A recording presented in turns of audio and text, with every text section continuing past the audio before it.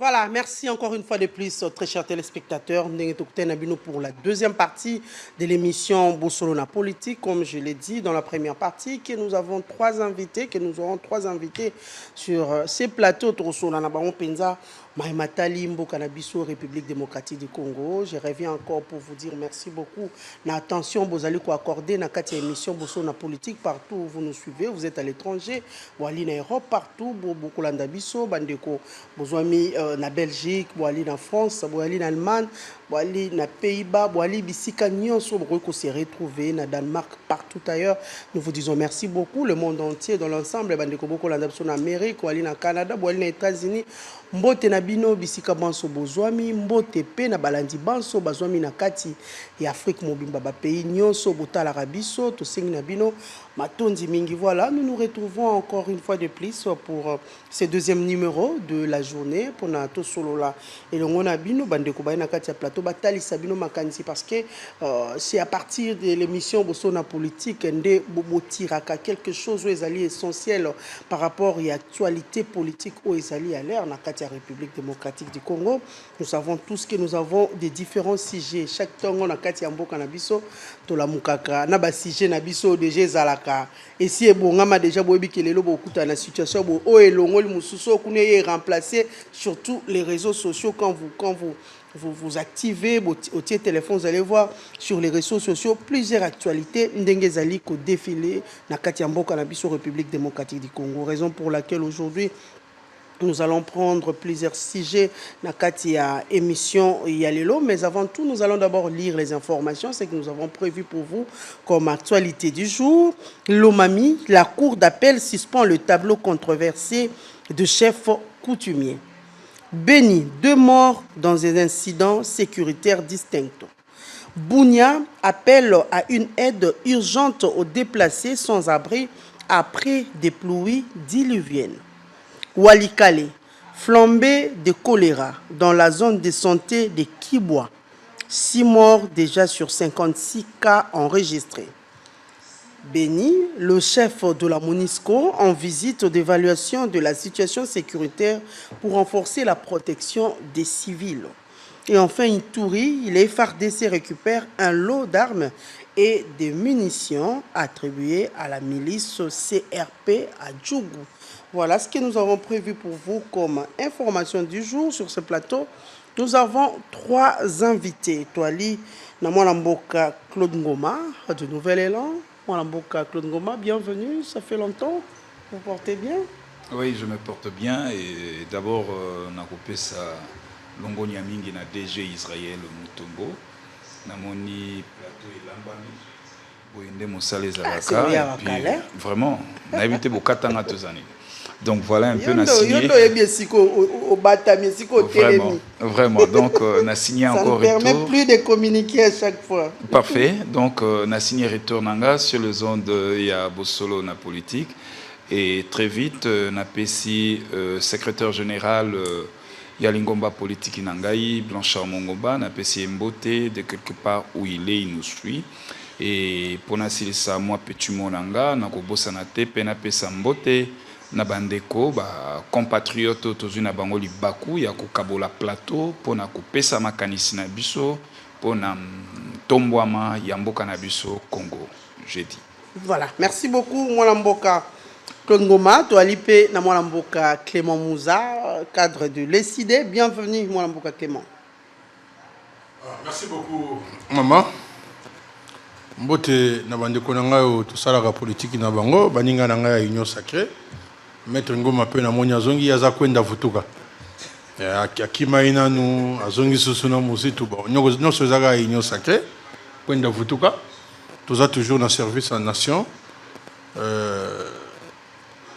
ninga na rendre quand même hommage parce que toujours le bel insécurité trop na commandant Claude oyo lelo aza presque martyr omoni na Kinshasa so ba koteli na ndako gangi mutabima te mais car à cause d'insécurité na braquage et salamaki na masina Petro Congo lelo aux alentours de 3 heures le commandant est sorti pour sauver Baninga mais malheureusement criminel Bétier Massa c'est sur place devant sa porte à Koufi.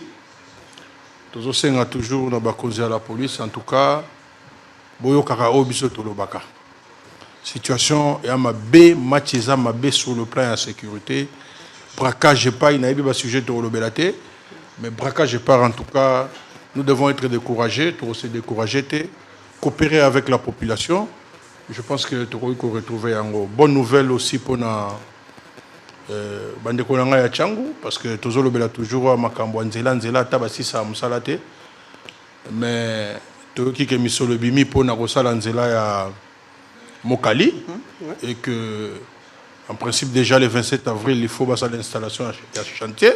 So va bien installation à chantier ndenge bomona ke baye na moi conteneur mo bobache baye na moi mabaya mo babandi ko sala moi ba étude wana yamba benga installation à chantier mais ndenge ka kaza dialobaki ezala te ke mbongo bimi bakaboli to kolandela bango po musali ça ma bien po misali zo sama nango na mbongo l'état mais aussi la té mais to ko beta sous c'était car pas bato bazana passerelle la pouvoir to ka pesonit tala entrée au aéroport au commune entrée à quartier 1. Est-ce que nzele ko za bon mutamakologu du mo aleke yate mutamuto moya ko aleka ezate. Non, je pense que vous devez penser à cette route là parce que ceux qui sabiso ba congolais soni na mona muninga moko outi na étranger to lo bamboka taye alobi mais mboka ngo eza c'est comme si tu as na poubelle mobwe bon na habite impression na ye aza pe étranger. Je pense que autres zolo baboyo karabiso peut-être bino bomona ate mais bosolo lokolo eza TV za radio te boyo kaka pe bomonaka donc c'est ce qui est plus intéressant. Merci beaucoup na baninga nyoso kankolongo surtout na linga mingi po ya za boga et puis ya zaki candidat o ya bunda ki trop na baati bunda ki trop parce que alinga mboka Congo donc tozalelo po na Congo. Voilà, merci beaucoup. Maître Clément Mouza et enfin tozali na mwana mboka Meda Kankolongo azali président et à parti Congo en avant. Oya imalamu Kankolongo. Tenga na ye mabe mamelo na ye malamu te po nazana kanda ya kumwana makambo ezole kana mboka na biso so babetelo lisolo konjima te. Nazalaki na plateau awa je sais pas simene otikoleka makambo mazoleka na zando awa tokolobela bato bayebani mais il y a des Congolais qui souffrent. Il y a un Malien kombo na ye vrai za Traoré mais awa azana kombo ya soki merveille mamelo pour na kotinde lobilo na émission ezali koya Malien wana qu'est-ce qu'il fait?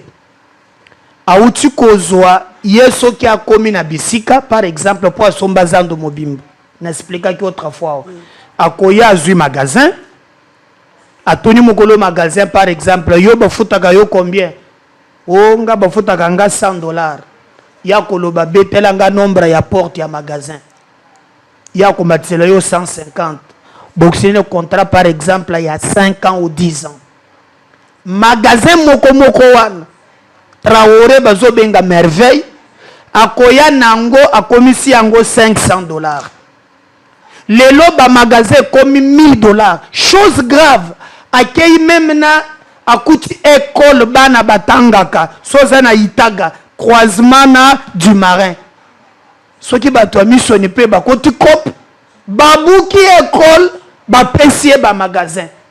Mais awa aye kozwa magasin moko ya sika na lupangu moko ezali ya kinu bondo. Qu'est-ce qu'il fait? Azui ba magasin ayebisi bato bazalaki kuna ba congolais. Azui na mois de janvier ayebisi bango ke na mois de mars babima déjà. Alors que mobeko ezoloba ete Maître Mouzaza awa na makambo ba soki ba commercial plus ou moins 6 mois. Okokendele à 6 mois. Merveille aye azoe bisabatu ke ya Bali ce qui procureur ya Gombe aza ce qui moi sina ya zakuna il paraît c'est le buzo aya clôturer ba magasin ya ba congolais sans cause la ta 6 mois yoko kate police et tout chakayete atambolaka na armée biloko tokola ya barebo awa ya kotambolaka na ba militaire. Comment un malien balobi ke ministre provincial ya sécurité azalaka na poche na ye oya commerce na poche na ye batutu merveille azali konyokola ba congolais soki na zando tangi kombo merveille eza passe mais le comble eza nini bakofinga président de la république monsieur le président de la république baservice nyonso ya l'état sur le plan national sur le plan provincial baza na poche ya un malien babengi Traoré azonyokolaka ba congolais na zando azomatisaka ba magasin akokipe eloko moko te awa tozoloba mais merveille na kobiso likambo moko olandanga très bien so mekili susu kokende kotia ba manzanza pona konyokola ba congolais toza derrière to mobiliser ba congolais et que ça très grave. Voilà, merci beaucoup. Meda Kankolongo, merci aussi à tous nos très chers téléspectateurs. J'espère que tant Oyotoko, Lekisa Awa et Sali vraiment pour que Batoba Nabandako va comprendre parce que nous avons prévu quelques sujets d'actualité. Vous savez tous qu'il y a l'Union sacrée qui invite les forces vives à soumettre leurs propositions avant le 20 mai 2026 aussi. Nous allons le 20 mai 2026. Donc le mercredi 20 mai, il y a ce communiqué signé par le professeur André Mbata qui invite les partis regroupements politiques, les associations, les personnalités membres de l'Union sacrée de la nation, les confessions religieuses, les organisations non gouvernementales des droits de l'homme, les ordres professionnels, le syndicat, les universitaires en général et d'une façon particulière les juristes, ainsi que tous les autres patriotes congolais intéressés au pays ou dans la diaspora à lui transmettre leurs propositions au plus tard le 20 mai 2026. Et Nakati a communiqué Balobi, il y a une commission technique qui a mise en place pour résumer et évaluer les différentes propositions afin de produire un rapport qui sera transmis à son Excellence, Monsieur Antoine Félix Tshisekedi Tshilombo, président de la République qui représente la nation entière et assure par son arbitrage la continuité de l'État. Nous allons parler de ces communiqués par rapport à l'invitation à la force vive pour soumettre la proposition à Bango avant le mercredi 20 mai, donc le mois prochain. Il y a Makambo Itali Constitution. Nous allons aussi prendre les débats parce que nous savons qu'aujourd'hui ça tire dans l'union sacrée entre Mbata et Peter Kazadi. Il y a Mbata qui estime qu'il ne peut pas faire les débats avec un élève. Parce que pour Mbata, Peter Kazadi, Azali élève. Et Peter Kazadi de son côté, qui aussi de l'UDPS, refuse les titres des professeurs André Mbata, Plateau. Nous allons parler de ça. Est-ce que c'est ça vraiment? Est-ce que c'est une priorité aujourd'hui pour les Congolais? Les Congolais ont besoin de attaque personnelle ou soit les Congolais ont besoin de makambo et Samboka na lolenge oyo et sengeli to solo la yango na kati ya masolo na biso ya mokolo lelo parce que un jour nous avons vu le secrétaire général de l'UDPS attaquer parce que pour eux, ils allaient attaquer Mbata pour dire que non, après ça, ma cotisation, nakati, il y a parti de mon côté, à ma cotisation en partie à Kendenango, nakati, ya union sacrée. Mbata en retour, il vient, il publie, c'est communiqué, il y a Kubenga, force vive, nyonso, pour na maïmatali, proposition en constitution, bandekuba nakati, plateau, Pesa Makanisna Bango. Nous allons aussi prendre aujourd'hui, nous savons qu'il y a difficulté, il y a convoquer plénière dans l'Assemblée nationale parce que déjà lobby lundi, il y avait un communiqué qui est officiel depuis le dimanche pour annoncer qu'il y aura la tenue d'une plénière lundi dans l'Assemblée nationale. Malheureusement, lundi vers 6 h du matin, les communiqués changeaient pour dire que non, la date prévue pour la plénière Ekomaki à une date ultérieure. Pourquoi aujourd'hui il y a cette difficulté? Il y a reconvoqué plénière na kati ya Assemblée nationale, parce que nous tous nous savons par rapport à cette motion de défiance ya honorable l'a dit yango kitila oyo asengaki motion de défiance et pas ya VPM ya intérieur pe ya sécurité par rapport à la situation sécuritaire na kati ya ville province ya Kinshasa. To solola yango na bandeko oyo bazali cette responsabilité aujourd'hui revient à qui? Parce que jusqu'à quand ba plénière comme Rosalama to éviter ouais les cas qui mercredi communiqué moko ya qui mercredi passé wana ba bengisa ki to monaki na ordre du jour ezala ki pe ba bengisa ki ministre ya jeunesse au Coutino, mais après nous avons vu le communiqué a changé pour dire que c'est à une date ultérieure. Cette responsabilité revient à qui? Bandiko bana plateau. Nous allons aussi prendre le scandale de l'artiste musicienne Rebo Chulo Oyo Salamaki, parce que pour elle, Azalaki kokende na tournage ya clip et juste après, ibi et ça ko contena ki mbongo na kati contena ki téléphone na kati qui n'a pas passeport ya yena mwana parce que hier fois qu'il doit participer na concert ezali ko betama récemment awa ya Fally Ipupa. Nous allons en parler. Qu'est-ce qui se passe aujourd'hui? Est-ce que problème, tout comme le problème, il y a étiqueté na kati mboka. Est-ce que un individu peut se permettre, il y a kotambola d'abord, na ba forces armées, to solo la on a FARDC awa.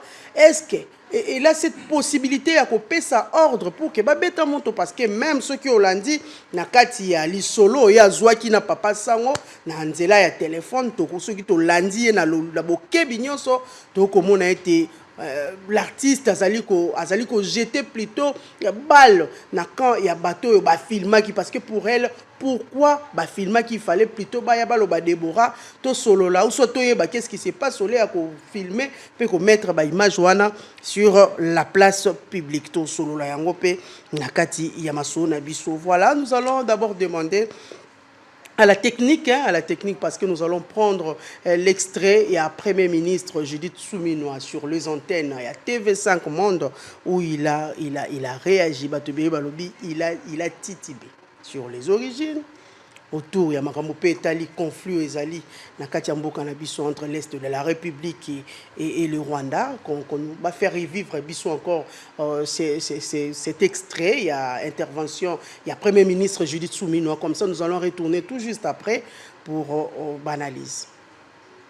En titre, pour parler de la RDC, nous accueillons ce soir une invitée exceptionnelle, Judith Suminwa Tuluka, la première ministre du pays, la première femme à occuper cette fonction, à diriger le gouvernement congolais, nommée à la primature depuis le 1er avril 2024, il y a tout juste 2 ans, par le président Félix Tshisekedi. Un entretien exclusif. Bonsoir madame. Bonsoir. Et bienvenue ici au Journal Afrique de TV5 Monde.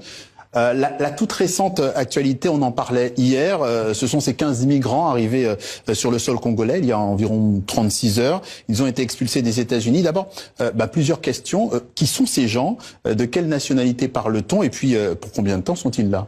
Bon, ce sont des demandeurs d'asile qui se sont retrouvés aux États-Unis. Et dans le cadre d'un accord entre les services de migration des États-Unis d'Amérique et la République démocratique du Congo, on a convenu de pouvoir les recevoir temporairement. Il s'agit de 3 pays d'Amérique latine et pour l'instant, nous, on collabore avec les États-Unis d'Amérique et notamment l'Organisation internationale des migrations pour pouvoir accueillir ces migrants de manière temporaire, le temps qu'on puisse trouver d'autres alternatives et pouvoir les orienter vers d'autres pays d'accueil. De quelle nationalité parle-t-on? Il y en a ces 3 pays, si mes souvenirs sont bons. Ah, vous le savez pas pour l'instant? Non, Vous ne revenez pas? Bon. Ils sont là pour combien de temps? Vous avez dit c'est une phase de transition. Une phase de transition. C'est-à-dire, oui, à peu près? On n'a pas encore calculé, mais ils sont pas là pour durer longtemps parce que c'est de manière temporaire le temps qu'on puisse leur trouver d'autres terres d'asile en attendant, donc dans le respect justement du droit humanitaire international. La République démocratique du Congo a accepté de les accueillir. Vous avez parlé de conventions effectivement entre les services d'immigration. Qu'est-ce que le pays, qu'est-ce que la RDC a obtenu pour les accueillir, même temporairement? Écoutez, c'est un service que nous rendons aux États-Unis d'Amérique qui prennent en charge en fait leur séjour chez nous à travers, comme je l'ai dit, l'Organisation internationale des migrations. ils les prennent en charge, leur logement, leur alimentation, etc. Et donc, voilà, c'est dans ce cadre-là que nous avons accepté de les avoir. Il pourrait y en avoir d'autres? Oui, dans le cadre de cet accord, il pourrait y en avoir d'autres, mais la convention est de ne pas les avoir indéfiniment. Et est-ce que vous avez déjà effectivement le coup d'après ou allez-vous les envoyer cas échéant? Non, ça, ce sont des discussions qui sont en cours. Évoquons Ben voilà, merci beaucoup à la technique. Moi, Mboka Claude Ngoma, nous commençons ensemble avec vous. Hein. Vous avez suivi la première ministre, chef du gouvernement de la République démocratique du Congo, comment elle a répondu aux questions. Il y a journaliste, il y a un plateau, il y a TV5 Monde. Votre réaction? Bon, moi je pense que Madame la Première ministre... Elle a communiqué comme il fallait. Elle a communiqué comme il a fallu, seulement que Azam Moto, c'est un être humain, balbutier, mouquet, mais c'est pas grave. Pour moi, j'estime que c'est pas grave, d'autant plus que l'union son minute, l'union son tongonga, l'union son qui na plateau, il y a TV5, a communiqué qui a payé qui position, il y a gouvernement nabiso, na ba question au batuna qui est notamment au Italie ba immigré à répondre qui et puis na il y a kota la question il y a est pour la insécurité. Et donc je pense que Madame la Première ministre a convaincu l'opinion. Nao Italie, ma question, il y a des immigrés. Vous êtes sûr qu'elle avait cette maîtrise, il y a dossier? Ben oui, c'est la Première ministre, elle a la maîtrise à dossier, parce que qui d'autre pourrait avoir plus d'éléments plus que la Première ministre? À moins qu'il y ait Bazalabana, à moins qu'il y ait associé. Non, mais l'hésitation, c'est un être humain, madame. Il pose à mon panzi sango, il t'arrive deux fois. Aux un plateau, papier, moko bongi, ça qui m'a à un moment donné, moi, la psy, c'est côté. Ah, donc, Tokogi, ko tenir, na maman première ministre, té, rigueur. Parce que pour moi, elle a été à la hauteur de sa tâche. A communiqué suffisamment et elle a bien communiqué. Malheur pour na biso ba Congolais, moto ça la communication il y a 10 minutes, mais beaucoup retenir attention à binonyonson na 2 secondes oyo akokai ko balbicier topé oyo asala ki lapsus. Et donc pour moi je dis je réagis en désamour à ceux-là oyo bazoko kanisa to balingi basala polémique na sortie médiatique il y a Madame la Première ministre. Ce n'est pas une première fois qu'elle parle ou comment? Mais non, il a toujours... Et d'ailleurs, elle est éloquente. À l'écarnagalaba plateau belé, il a mis plusieurs conférences. Donc, à Yebiko Loba, Yebiko préparé papier naïe. Mais Tokoki ko tenir rigueur-té. Là, j'insiste. Tokoki ko tenir Madame la Première ministre rigueur-té na place Oyo Asali lapsus topé à balbissé. Et ça, Azam Moto, Ali Moto. Voyez-vous? D'ailleurs, dès son entame, l'air batounie question par rapport à l'origine, il y a immigré. L'introduction, on a ça l'effort, si jamais ma mémoire me trahissait. Voyez-vous? Donc, à Talisibino, alors, moto à l'obi nabino bongo, pourquoi vous tenir rigueur, pour nourrir en haut en termes de polémique? Moi, je pense que ça a faux débat. Il y a débat à quel niveau? Il faut voir substance, il y a communication, c'est là où. Et Sengel n'a pas tout s'apaisantir. Mais dans quelques secondes, parce que Madame a balbutié, et moi je dis, je suis désolé par rapport à mes compatriotes qui veulent polémiquer là-dessus. Est-ce que la question sur autour, il y a un conflit, est-ce que la réponse est satisfaisante? Pour moi, la réponse était satisfaisante parce que Madame la Première ministre a bandé Liboso d'abord sur le point géographique. Pour Talisabiso, à distance. Oezo Kabola Biso na Congo et comment Kinshasa na Goma et puis Goma na Kisangani et proximité il y a Goma na Kigali. Voyez-vous? Mais non, là bato ba comprendre été. Abandi biso liboso na géographie pototala distance e Kaboli biso. Mais distance o wane Kaboli biso na bango aye ko soulever encore deuxième élément à lobby. Et Sengeli Nabiso, logistique ezala adapté, makasi na ba moyen pour na mapinga Nabiso. Et Madame la Première ministre a lobby, voir même qu'il y a des efforts et des réformes qui se fait na kati ya l'armée na biso. Yango epengla qui aspect ya logistique, opération et autres. Kaka na malobana ye wana tango atali si biso que proximité ya Kigali na Goma kuna bato bako katsa na makolo bazo ko atteindre ba soldats na bazo ko atteindre Goma sans effort ba beti makolo mais biso il nous faut une logistique adaptée pour to atteindre Goma pour que l'opération na biso non toko ça prend 2 heures kune zo Robert oui après si biso na ba block time par rapport ya vol d'avion ozomona. Et puis, il y a ce qui te l'a dit bien, ce qui bat balanda qui est na kosenga na ba compatriotes na biso, ba bandela lisusu kolanda vidéo ou wana topé émission wana. Ba komona été que madame la première ministre a épinglé aspect il y a infiltration. Et là même à la kisi ba effort au gouvernement azali kosala pour que tokoka kozwa kimia et to bouté hors d'état de nuire ba dongolomi sonabiso obakangi bamboka wana ozomona et na suka na yango pe apesa ki position na ye par rapport ya basise o ezo salama na Suisse. La position du gouvernement est que sans l'ouverture ya aéroport ya Goma rien ne va bouger. Et moi Claude Ngoma je réitère cette position, la position du gouvernement. Voilà. Merci beaucoup Claude Ngoma, j'espère que vous avez vraiment respecté le minute. On va faire 5 minutes à chacun. Mwalamboka Clément Mouza Kaimbe, vous avez suivi l'intervention de la Première ministre dans la chaîne ya TV5 Monde pour Maître Ngoma, qui est du nouvel élan à lobby. Il a senti l'éloquence dans le parler de Judith Soumeno. Bon, on m'a dit que je peux saper moi Roseka. Ngoma va foutu été, ça fait 6 mois. Va foutu été. On a un ministère à budget. Mais va foutu été. Alors, vous êtes incapable de le baguer, va foutu été. Attends 1 mois, 2 mois, 3 mois. Ministère à budget. Va foutu été. Si vous êtes Congolais, vous êtes tout ni à Olobani. À Obuka Lokuta. On m'a dit, Patrick Mouya, à l'école, il peut avoir la télévision, pour Makambo. Il n'a pas convaincu les Congolais. Il est au moins à défendre le Kouta bien. À défendre le Kouta bien dans l'Union sacrée.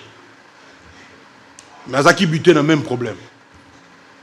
Il y a maîtrise, il y a effectif, la nationalité, à qui buter le même problème. Les porte-parole du gouvernement de M. Félix. Awatoza, dans Madame Soumino, je respecterai mingi pe na lingara mingi. Premier ministre et gouvernement Union sacrée. On est à Sony pour Nambokati. Quand vous passez dans une chaîne internationale, causez la que Makambunyo soyo loba. Bako chayo na timing, pe bako yebisa yo nini oyo bako yebisa yo te ninyo bango balingi bazwa pa nao. On te pose des questions. Oh, bango bakolekisa.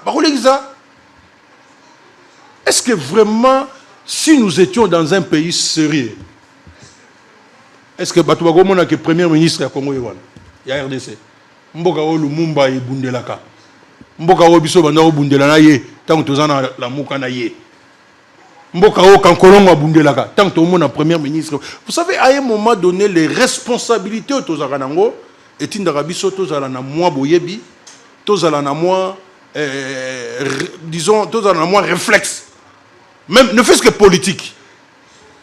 Elle a fait la honte non seulement de l'Union sacrée, mais de tout un peuple. Est-ce que Moutou a l'andi, oh, c'est que on a premier ministre, Moutou m'a envoyé biété. Idée n'a pas osé en pour le Congo. Tant on l'a on a des Congo Mazolo va s'exprimer bien, hein, c'est un être humain, après cette position du gouvernement. Moi, je ne sais pas, après cette position du gouvernement. Je retiens 4 choses dans ma gambo Batuni. Madame Soumino. Oh, ça sonne pour Namboka. D'abord, c'est ridicule que tu es dans le plateau, tu es dans Makambo, et c'est même ridicule. Après, tu as tout ça, même une émission sur le côté, ça sonne Makasi. Batounié. alobi sur 3 pays de l'Amérique latine. Ceux qui va souvenir n'angeza malamu, on a réponse nae. Pour appeler sa nationalité, yabado. Si mes souvenirs sont bons, vous voyez, Makambo ya répondre. Vous pensez que quelqu'un qui a la maîtrise du dossier, un dossier aussi important, où ils ont divisé au pognon lolo, où ils ont important pour Namboka, une première ministre, à quoi répondre, à répondre, à ta côté lié. Qui peut croire à ça? Deuxième question sur la durée. Pas encore calculé. Pas encore calculé. S'il vous plaît. Tolérance, moment. J'ai dit, Onganayoki. Yozala na défense. Ok? Il y a des choses, Oyo, comme aux Congolais, on ne critique pas la personne. C'est une institution où est représentée République démocratique du Congo. Et sur un dossier important, les journalistes même Bayebi, ils ont répondu que ce n'est pas encore calculé. Ils ont utilisé le terme. C'est très ridicule pour le pays. Je pense que même Félix Place Azali, Machachi Rozoye, comme mon premier ministre, il a une prestation à modèle. Non, c'est une chaîne internationale. Combien Balandier? On lui pose la troisième question sur l'intérêt aux Républiques démocratiques du Congo. Est-ce que les gens sont sensibles na makambo ya buzoba ou bien bazo comprendre que c'est la nation qui est mise en jeu? Pour les services rendus. Quel est ce service-là qu'on est en train de rendre aux États-Unis? Quel est ce service-là? Est-ce qu'elle peut dire aux Congolais quel est ce service rendu aux États-Unis pour que les migrants? C'est un problème où ils ont les lots sérieux. Et il faut tous au sérieux. Monsieur le président des États-Unis, à lobby, bas criminel. Il y a bien un bas criminel. Vous pensez qu'ils ont pesé mon a été dans un pays post-conflit, dans un état de guerre, Mboka Oyo, Batua Paka Djumati, le loba na place à Ovandate, Mboka Oyo, tous les jours sur aucun mairie à Lubumbashi, au moment de les déplacer, bah, on a Eloko Oliate. Mboka Oyo, tout ça, Lelo n'a plus de 8 millions de Congolais. Oyo, bazo la place à Olalate, bazo Luka Lisungi, bazo Luka Nyosowana. Et elle vous dit, pour les services rendus, tout sera supporté par les États-Unis. C'est quoi ça? Je peux vous dire, madame, avec sincérité, que nous sommes humains. Il ne faut pas appeler ça les lapsus. Ce n'est pas ça. Est-ce que lapsus n'a pas biso totanga classe? Lapsus. Est-ce que lapsus c'était? Lapsus c'est ça, emploi involontaire. Il y a Kombo Moko Boye, Moboko Boye. Là-bas, ce n'est pas les lapsus. Elle ne connaissait pas. En tout cas, par rapport à ce que nous avons vu. Et tant que c'est un accord imposé, ça se peut se justifier. Et ça se justifie même par rapport à l'interview naïe. Et je pense même qu'elle n'a pas préparé cette interview. À un certain niveau, il y a responsabilité en Mboka. Ce que l'Ingo les émission, ça se prépare. Ça a même simulation sur les questions d'actualité. Parce qu'il y a une même simulation. Tous les responsables du monde le font. Est-ce qu'il y a une équipe naïe? Il est comme représentante d'un pays. Est-ce que ça on se pose des questions par rapport à la maladresse naïe? Vous pensez que les communiqués signés, les communiqués pondus par les ministres et la communication, vous pensez que la première ministre, non, je pense que soit qui a voté même pour lui, madame, ou soit tu as bien voté pour officiel, madame, communiquer stratégique. Hein? Quand vous n'avez pas la maîtrise du dossier, c'est ça les résultats. Un communiqué, c'est écrit à la main. Non, elle n'a pas la maîtrise de ces dossiers et biso to moni vraiment to bandai ko penser to bandai pe ko loba. Voilà. To moni ngo lelo que ezali réalité, c'est-à-dire que c'est un accord imposé. Voilà ce que nous disons en conclusion. Allez vite, hein. Il ne faut pas que le régime de Félix ignore l'historique du pays. Il ne faut pas que cette question aujourd'hui, Oyo ba Congolais le lot, baza le premier pays demandeur d'asile en Belgique. C'est un problème pour nos compatriotes. Lobby barozonga. Bango baso kende pour la situation qu'il y a au pays. Mais biso tozo yamba. Demain, problème est là. Et M. Félix a kokota na likambo etaliété. Voilà, merci beaucoup, Moussa. Maman, baza bataillon sacré mi balé.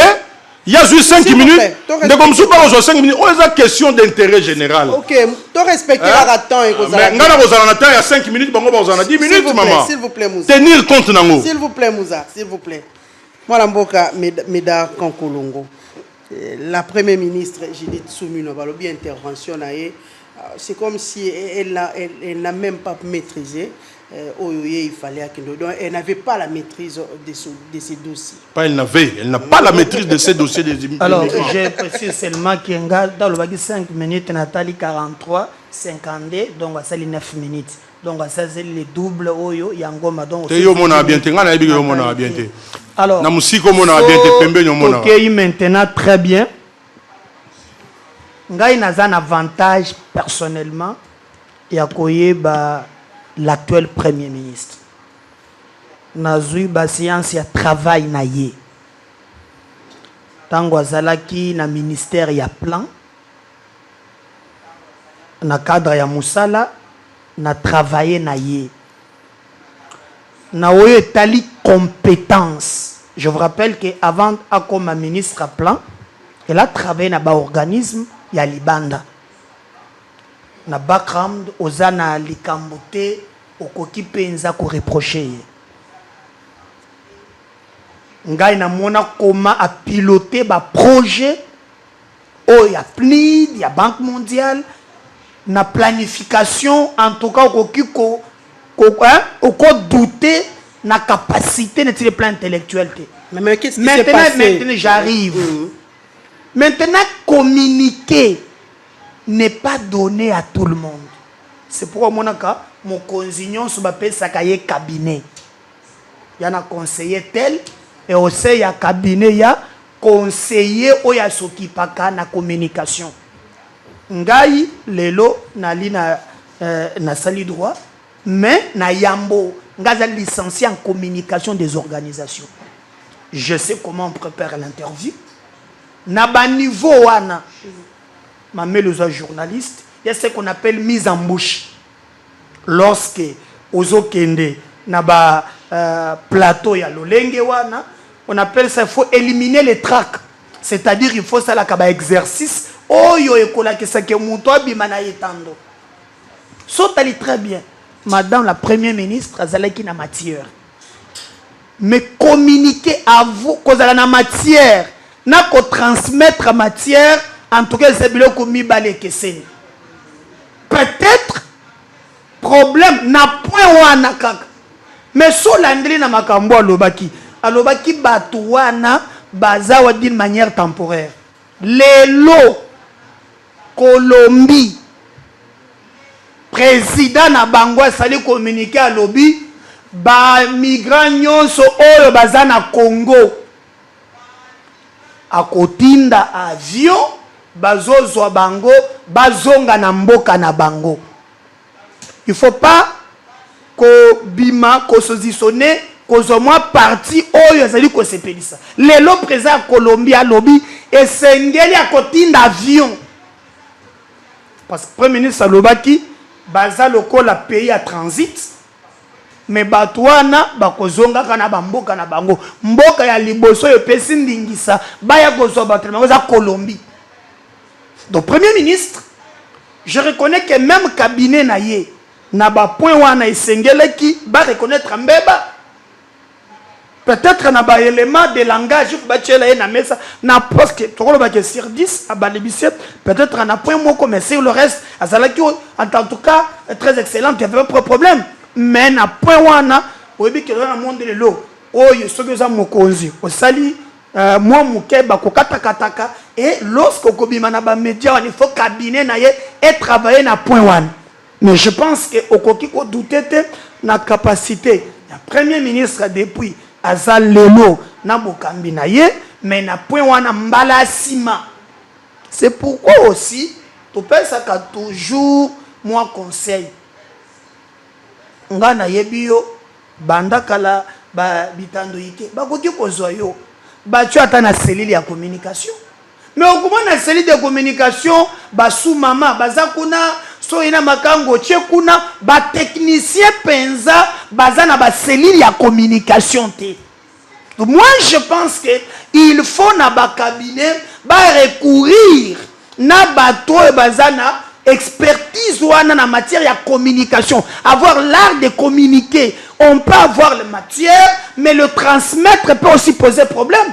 Mais cela ne veut pas dire que non, n'a point ou n'a pas que Premier ministre. D'ailleurs, Sotali très bien à l'Obaki, Baza Batouya, Amérique latine.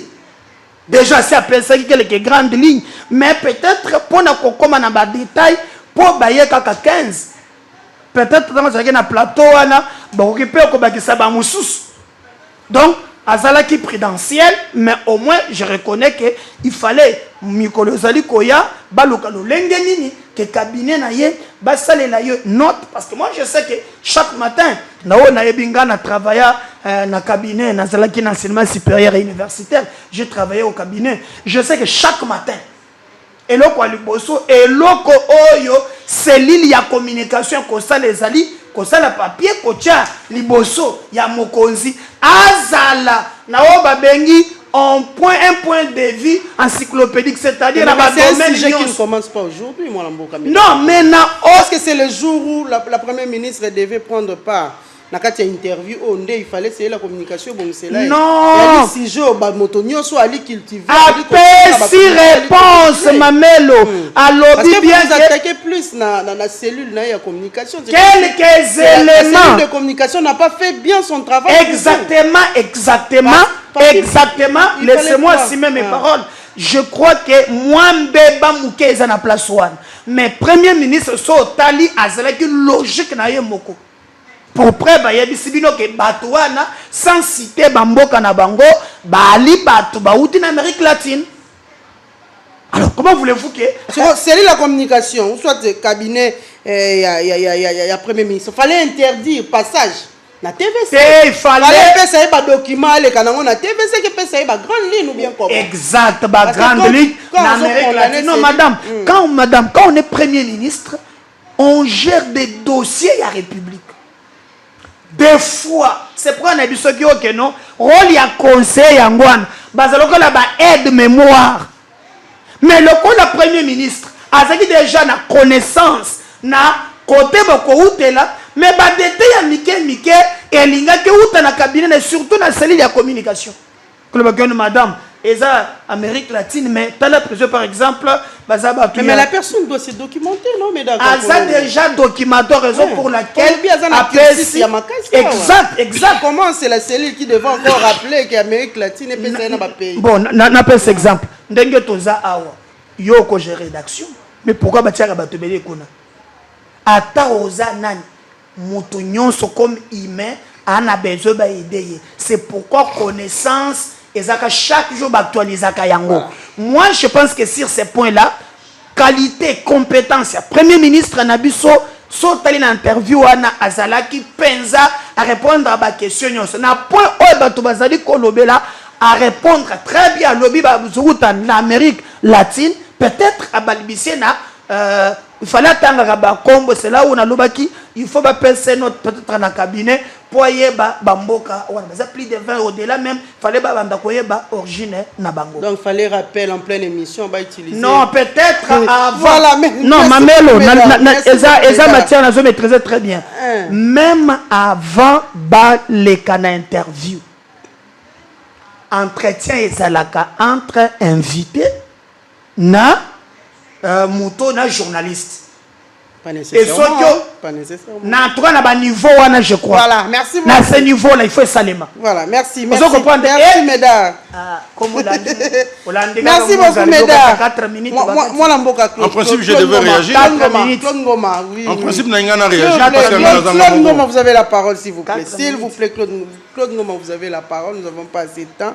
Claude Ngoma, je l'ai dit tout à l'heure, c'est vrai qu'on soit temps, il y a ça la rétro-pédalage par rapport à ce que a dit Mouzaï Médard Kolongo, mais nous allons aussi prendre le dossier sur cette difficulté à convoquer la plénière dans l'Assemblée nationale après cette motion de défiance. Il y a VPM, il y a sécurité, Jacques Chabani.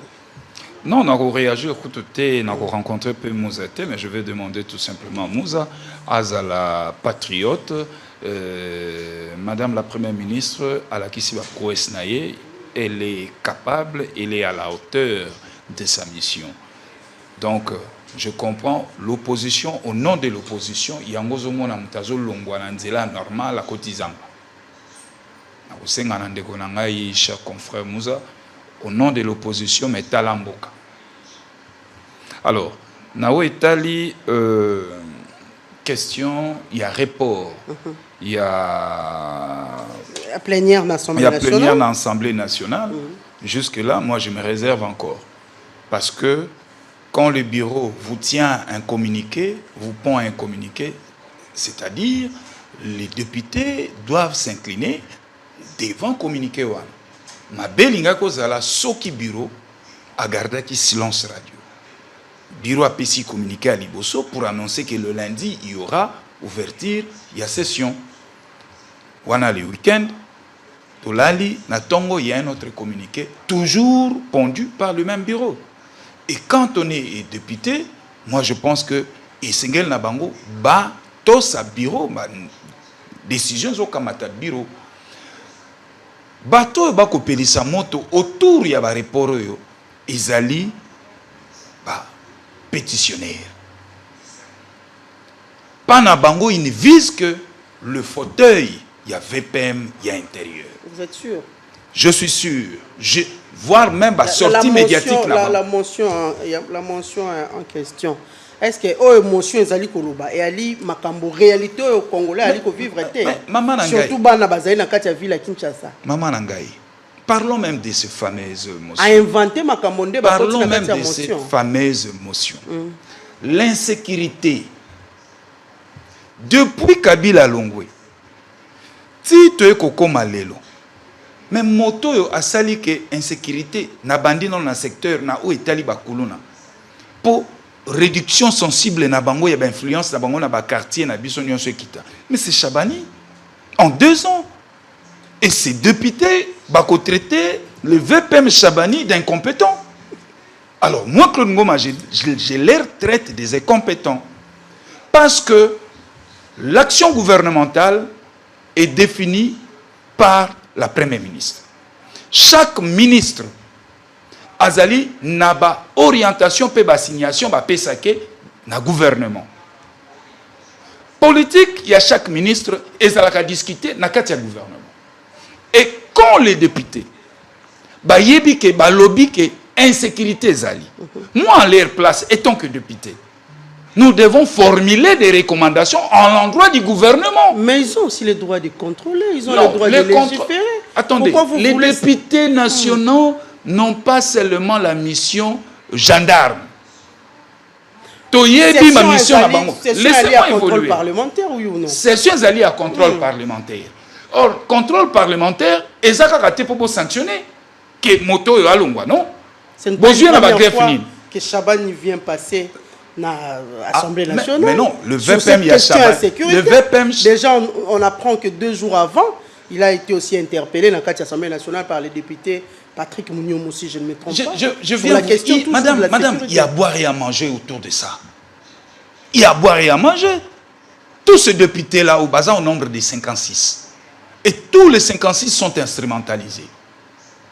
Bogobe Ngangaï, prophète. Si par miracle, le VPM... Laissez-moi évoluer, madame. Si par miracle, le VPM y intérieur était déchu, au moment où les 56 s'est divisé, et au moment où on a une course au pouvoir, Je vous dis, aucune substance n'a qu'à la démarche na bango. Quelles sont les recommandations que ces 56 députés ou l'auteur même de cette motion a formulées en l'endroit du gouvernement? Parce que vous accusez les ministres de l'Intérieur d'incompétents. Quelles sont ou quelle est l'alternative à vous qui êtes compétents et qui siégez au Parlement? Nanzela ya ba recommandation pour formuler pour petit gouvernement. Et dans un cadre gouvernemental, les gouvernements à cause de yango ba ko étudier yango et puis ba ko pesa ba orientation na ministre sectoriel. Démarche en salami et salamité. Et d'ailleurs, le député ici l'a dit, c'est comment ça s'est victimisé. Azoko s'est victimisé comme quoi on a bataka qui est ba linga ba agressé, t'as déjà terrain to communant. Député azali motion na ye akono non balinga ba agressé nga balinga ba kanganga batindelenga ba kuluna batindelenga ba bandi. Yé moko. Parce qu'il faut comprendre que il est nul les gars. Il est nul. Au sali motion au accusé mutu d'incompétent. Oh mais compétent incompétence ezali au qualificatif au biso ba politique sur na secoué na obeta ongo. Combien de fois bateau il y a opposition Mouzaza, tu sais qu'il est incompétent, tu sais qu'il est incompétent. Banzela est ton abaté. Ba avancer zate. Bokolongo la moto seulement lokolo yebi ke azo sala ba plus mais attends. Monsieur le VPM de l'intérieur a sali 2 ans. Et si kamana bolobi na yeke kuluna yemati baka ya insécurité ici et là tin intérieur. OK. Mais il y a une grande question de fond, moi Claude Ngoma je le soulève.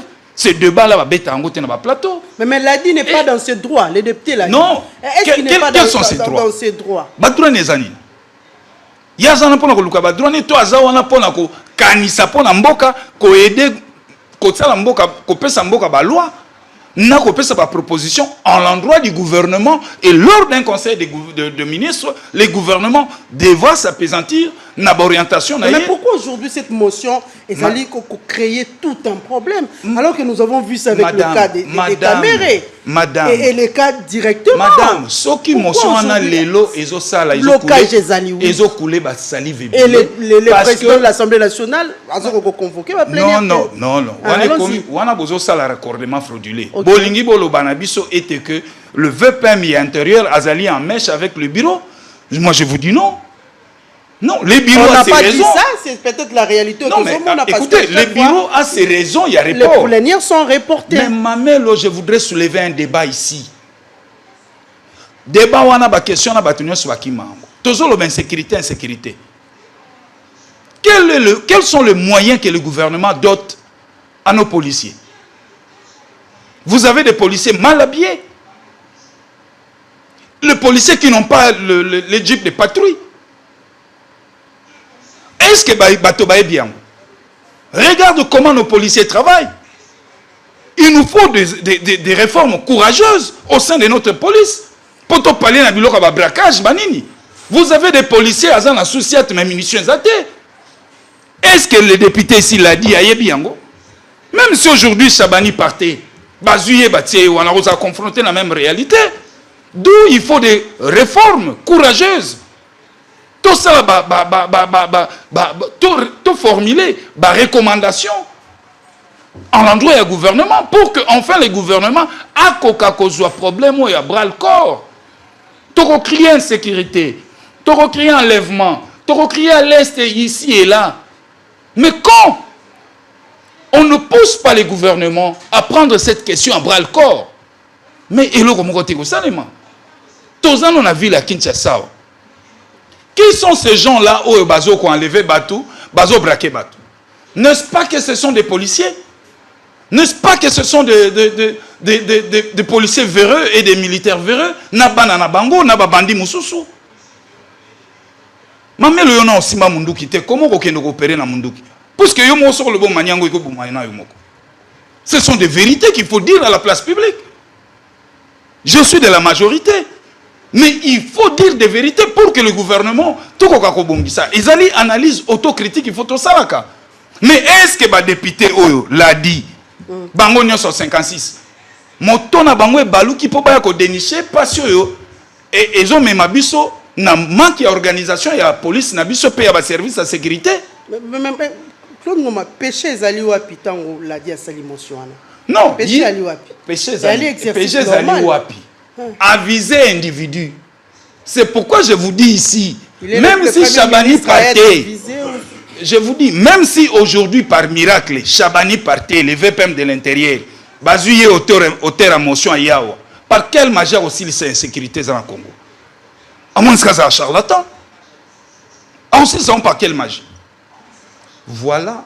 Il faut faire la politique autrement. Il faut faire la politique sur base des idées. Avant que ça la motion wana nangina monaye monter na plus choix atel ça o ezali makanisi naye pour que insécurité si là. Il ne s'agit pas de décrier l'insécurité sans pour autant qu'on manio la moto na yo po pesa makanisi pour que ekoka kozala antidote pour maladie wana si là. Chabani aujourd'hui azalaki wana te. N'est-ce pas que insécurité azalaki kaka? Azalaki na présidence avant qu'on mane bonga na insécurité azalaki te. Mais moto a yewana en 2 ans a sali moins effort. Boyemba la moko quitte-toi pour que je m'y mette incompétent. Le peuple congolais doit comprendre. En tout cas, il y a 1 minute, hein, 10 minutes à chacun pour ce dernier tour.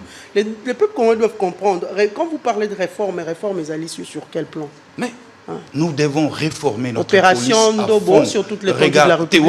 Waneza opération pour la traque. Réforme, mais les réformes c'est quoi?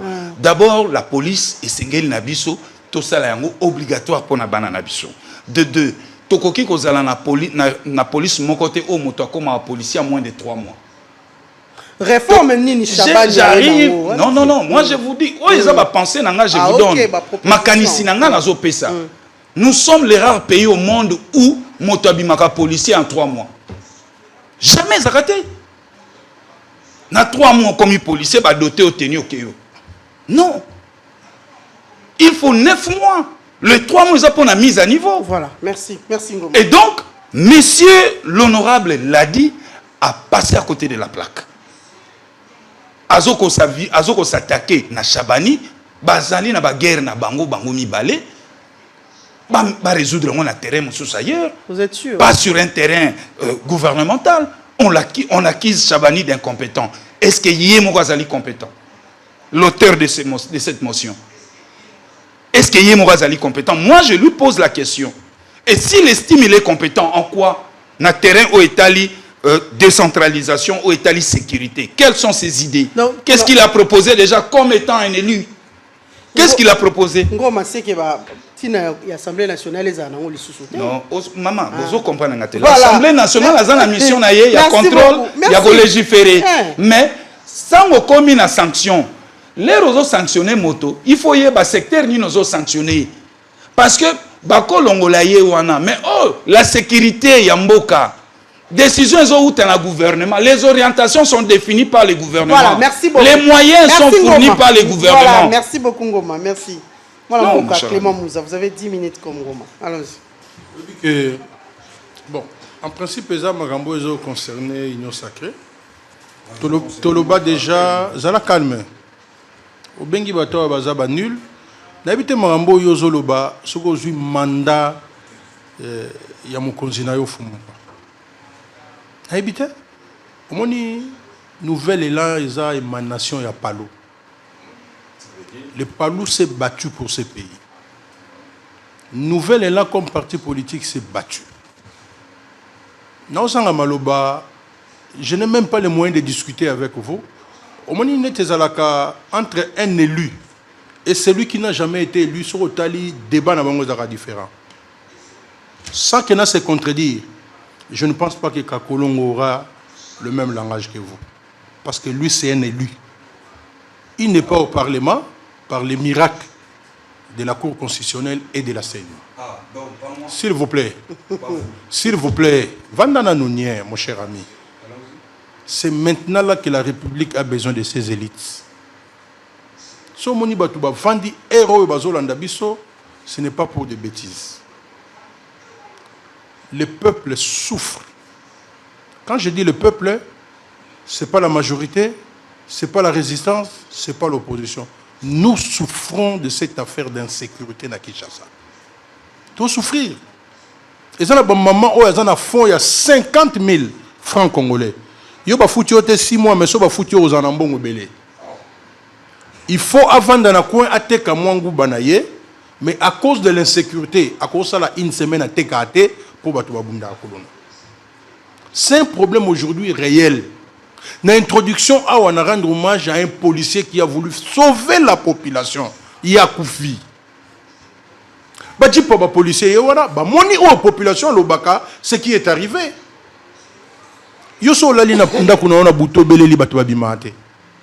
Mais c'est monsieur, un policier, policier autocritique a accepté que non Abima, qu'est-ce qu'il y a pour nous apporter secours? C'est un héros. C'est une situation réelle, les lots. Qui chasse ça, et dans une situation d'insécurité généralisée. Il n'y a pas une commune mise à part. Chaque fois que tu as Parlement comme la caisse de résonance. Tu as la COP. Qui sont pour, qui sont contre, je peux vous mettre en défi. Quelle est cette question d'utilité nationale aujourd'hui? Sur le plan social ou sécuritaire, on a parlé mes 8 ans. Quand vous parlez de l'incompétence comme moyen, oui, caméra le qui n'a perchoir na motif ni l'incompétence. Bati a dirigé Sénat, Mboule Belé. Oui, incompétence. Vous êtes dans un jeu politique. Vous ne servez pas les pays. Et vous occupez ma cambouille à population, toujours souffrir. Le lotan de Félix Aye, alors que Bati Kabajen, Bakanga Bango pour Nabasukite. Oui, puis Maramboye Salama. Bakomo Kangabatu Siko pour un tatouage. L'insécurité est généralisée.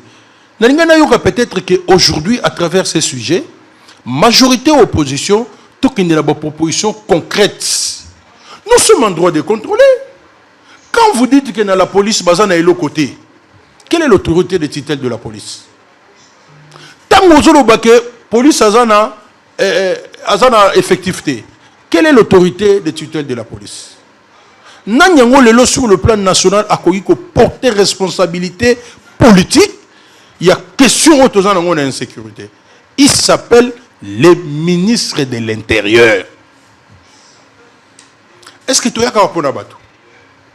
Tu as un Rofinga? Chabani, c'est un ami. Il a de l'intelligence. C'est un gars intelligent, excusez-moi le bagarre, un monsieur intelligent. Comme nous avons parlé de la première ministre ici, ce n'est pas la compétence des hommes manqués, mais sur une question précise, dans des conditions oyotoyebi, elle a démontré qu'elle ne maîtrise pas les dossiers.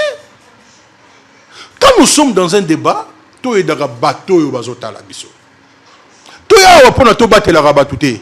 ce pays va continuer avec vous, avec les autres, avec nos enfants.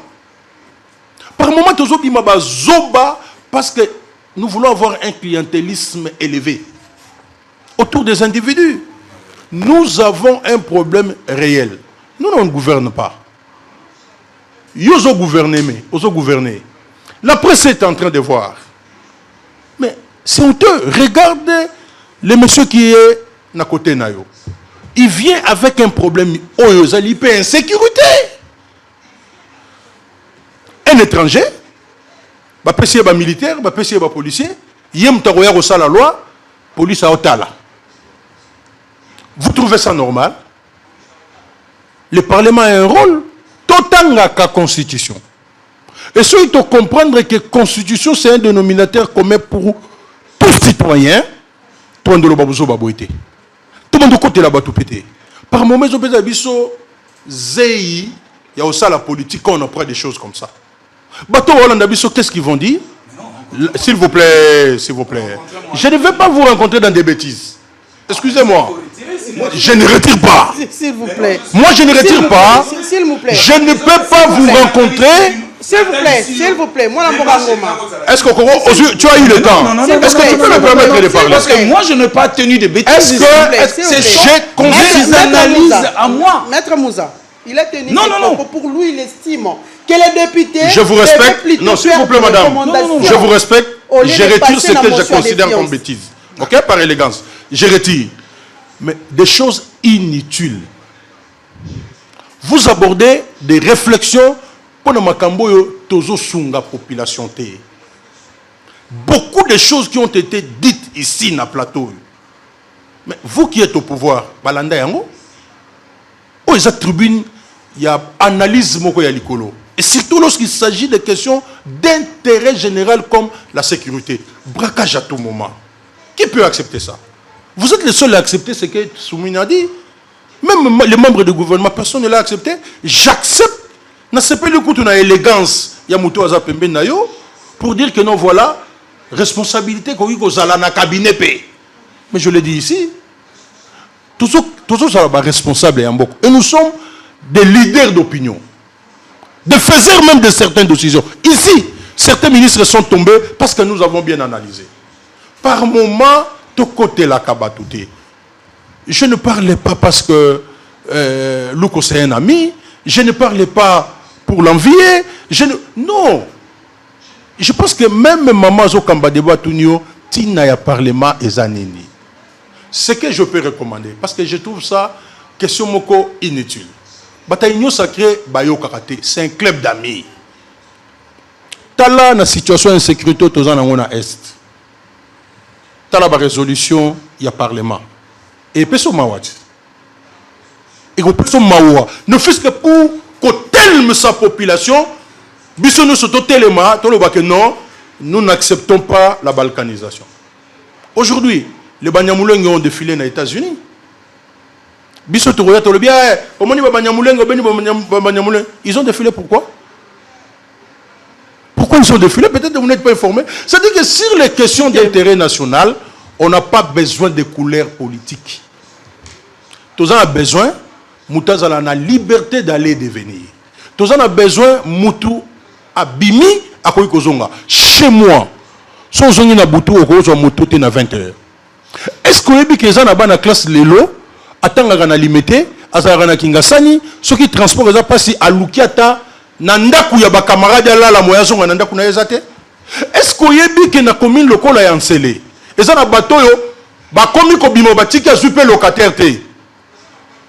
L'insécurité est généralisée, mon cher ami. Nous devons trouver des solutions. Si, de par la Constitution, nous avons une institution qui peut aider la population, il y a qu'à trouver des solutions par rapport à ça. Aujourd'hui, c'est le Parlement. Vous ne donnez pas au Parlement son rôle constitutionnel. Vous avez toujours dans la considération des individus, des combats politiques, alors que le pays est en train de sombrer. Est-ce que les autres les rebelles du M23 ou bien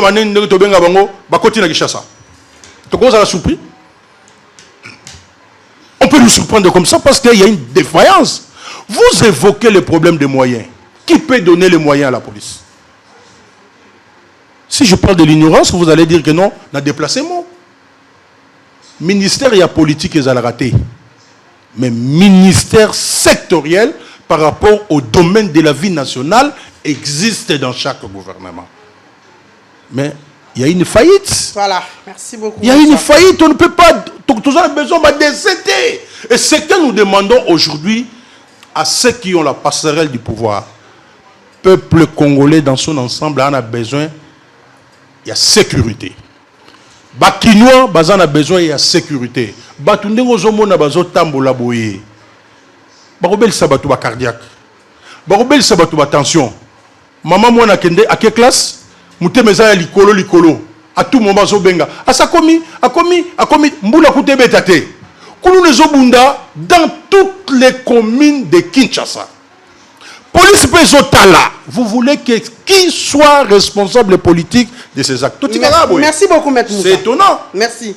Merci. C'est étonnant. On a évité qui conseille un Robino Boké dans le gouvernement. Je ne vous ai pas posé la question. Je ne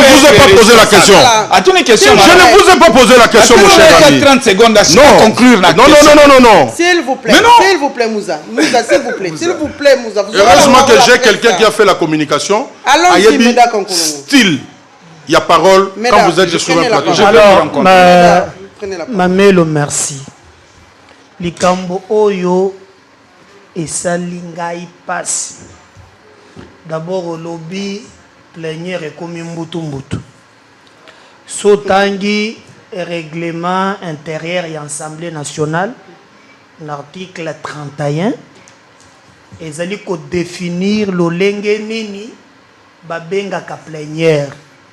Président muto abenga kayango ako fixer ordre du jour, heure na date. Mais so kitina se ba lobby en cas ya urgence, président a koki toujours kozwa une dérogation na koyokana toujours na ba député. Mais likambo ezali na se ngai na Claude tozali na union sacrée. Tenga na union sacrée. Non, la majorité, mais dans une union. Voilà, on a la majorité. La majorité est moins Mais c'est un autre débat que vous relancez. On soutient quand même le président de la République. Très bien. Okay. Mais sur ces points,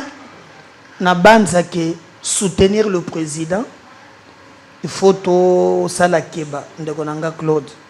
Vous voyez comment un élu parle? Alors, pour Nanini, te makambo eza sous makambo yani te po biso nyonso tozana bandeko je prédis comment un élu parle. Je prédis. Alors tozana baleki tozana makambo ya insécurité ezo kipete ngai na ke kotia carburant na station eza na bolobo nazomona bato yo bazo batela station bakitisi bayebisi ngai balobi solo kuluna izalaka toboite me yambaloyi eleki omoni soki ozali na prince Kasavubu ozo uta martyr ozui dima ozui songololo ozui kabinda ozui ngungu à partir ya ba 22h 23h eza grave na commune ongana nazo commune ongana fandi na moi na avenue du marché papa moko azoya na sac na ye insécurité ezalaki na ngoto tokoloba te bane na shabani te eza lokuta mais oyo ekomi manduki nde ezobeta te oyo eza dimension mosusu. Alors moi je pense que on ne parle pas de l'individu ndengo olobi Baramba net bazo visé Chabani, non, c'est quelqu'un que moi je connais personnellement. Oh, na Moni Kazana, Nazana ba estime pona ye. Mais ye, comme azalaka avocat, balongola ye na intérieur, batinda ta na justice. Ce qui est que simba kuna. Pona muna kaye na mubeko azama yele. Mais na sécurité à la kisi ba limite na ye. Claude Lubi makambo ya ba moyen. Didier Boudi Mwaza ministre ya sport.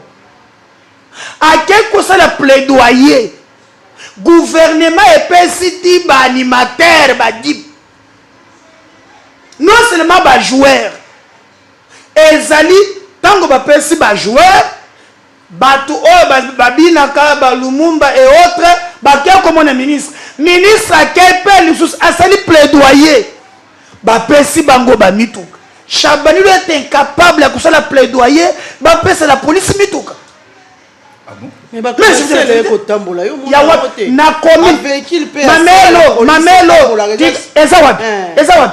na komi na Kinshasa mutu kezate tangu na leka na bosolo na yebisa yo na pesa yo ba information mamelo tikeni makambo sécurité ezo intéressé nga makasi na komi nga nazo fanda police ali na mutu kate komi na Kinshasa tango ngai na beleli na lobeli na zalaki na musolo awo babengi komanda oyo ageraka komini o kende soki na lembo ki ndokozwaka basele aya boy Villebreke mopanzi nani nini piston epanzani azokongola kambongo po bongisa yango mais c'est grave babongisa na mbongo individu nazobisa yo ya biso komini za ya oye na ndambo yata na boto kulero pakuli kote mususu elo galita mais si Didier Boudimbu na sport à cause de la plaidoyer à obtenir ba dip na ba joueur à obtenir ba mbanda pour na ba joueur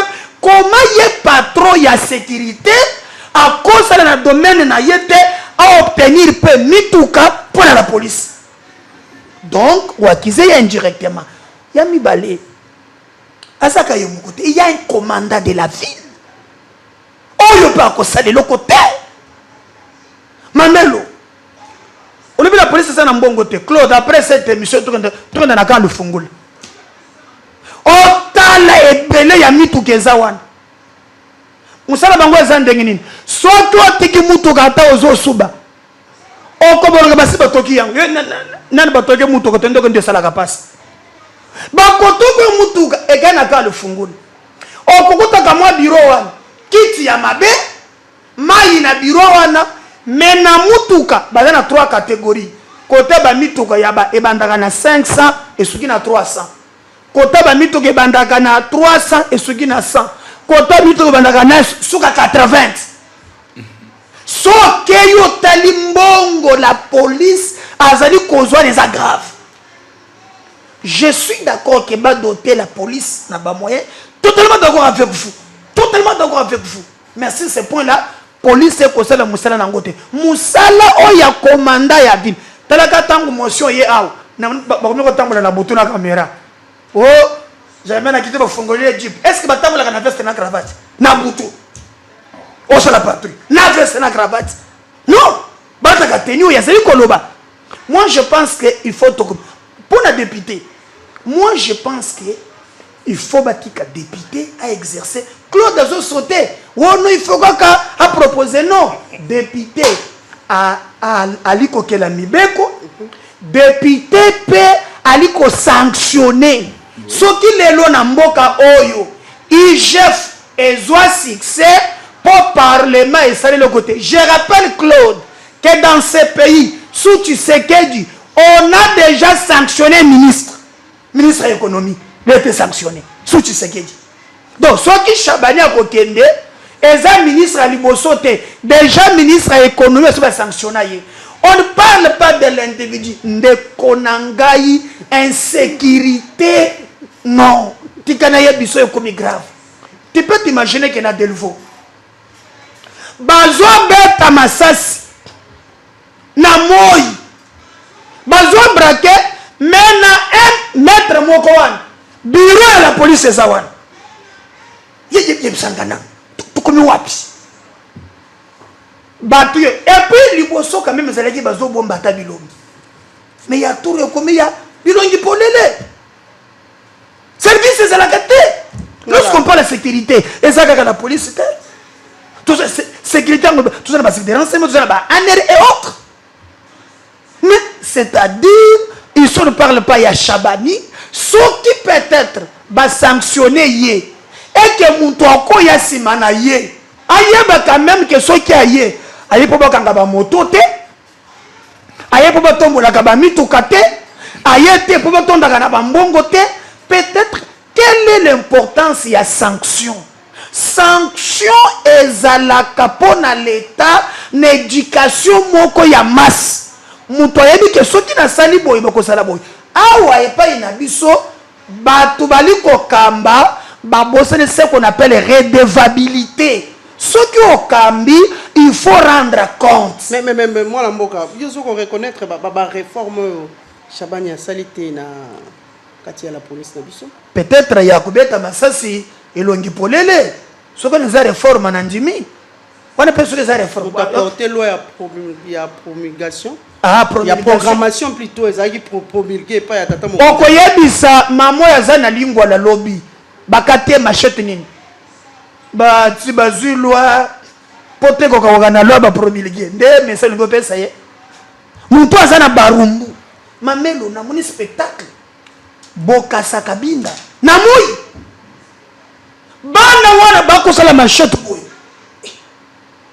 wana galwa wana faut réforme an bataba bakufa bato bazoka na réforme non au moni l'état ezana ba intervention à court à long à moyen terme. Je pense que sur ces points là même commandant ya ville tozwaka songo oya remplacer songo zanaki nani Kilimbalimba ndekanto oyo libungu tulu o commandant vilo et le côté en tout cas olimbi sangai ya sana makambo ba moto Mais ma proposition est ligne parce que même proposition les députés devaient plutôt que ça la proposition. Proposition nanga yangoy. Batika na député à continuer la démarche na et comme na soka akoya nan. Pour nazomona te député moko oh yazo réfléchir. Mais document il faut qu'il y ait un bureau d'études. Ce qui est un bureau d'études, il faut patienter. Je pense que non, nga naza ba respecter procédure. Au lieu de faire pression par exemple. Non, ouais a un problème te. Côté pression, naza d'accord te. Balanda procédure.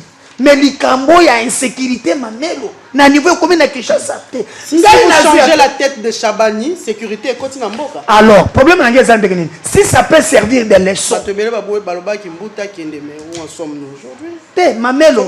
Quel koya na réforme koya na te ce qui est vrai, ce qui est vrai.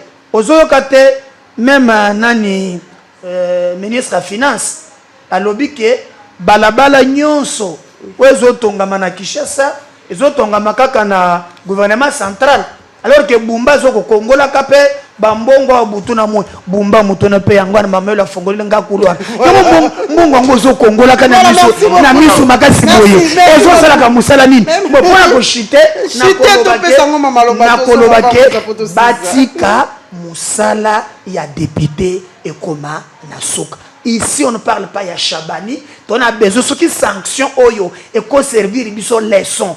Pour te lodo ya koya abanga sala musala na ye et kozala malam ministre intérieur azana secteur ya sécurité. Ye muto la plaidoyer police ezo mituka, ye muto police ezana dotation et consort. Donc ce qui a obtenir te et ça passe. Boudjou pour obtenir pour na balole ce qui na banine dipnanda baselo ekotaka sécurité. Vraiment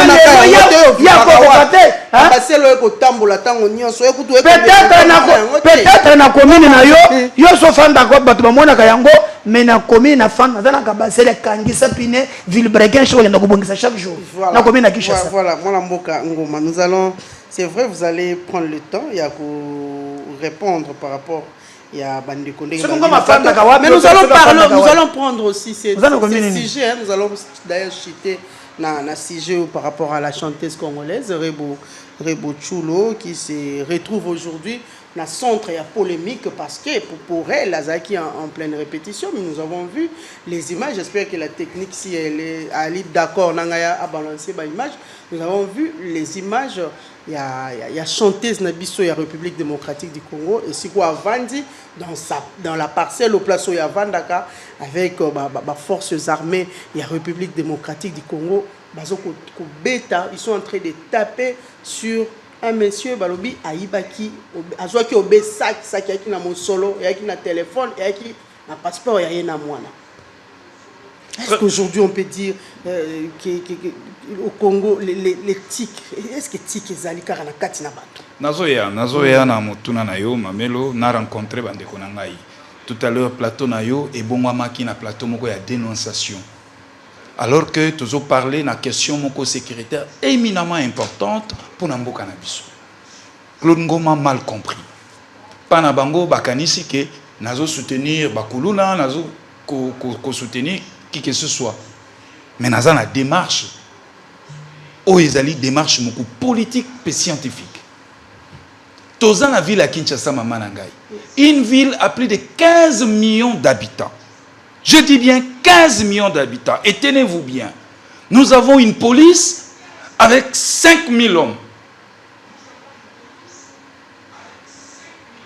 Et cette police est adaptée pour assurer sécurité. Il y a plus de 15 millions d'habitants. Que mes compatriotes ici sur ce plateau me rencontrent. Voilà pourquoi on a lobby que mon salaire est député. C'est une question qui relève de notre souveraineté. Et c'est les à l'aborder l'Assemblée nationale. Va formuler des recommandations à l'endroit du gouvernement. Parce qu'aujourd'hui, Chabani, à Kolongwa, à Kei, alternative les animes. Beaucoup remplacer Claude Ngomaroya, mais la même maladie va continuer. Bon, je vais calculer ta machine. Une ville a plus de 15 millions d'habitants, effectif, il y a 5000 hommes. Boye bisanga siko ba ko travailler ndenge.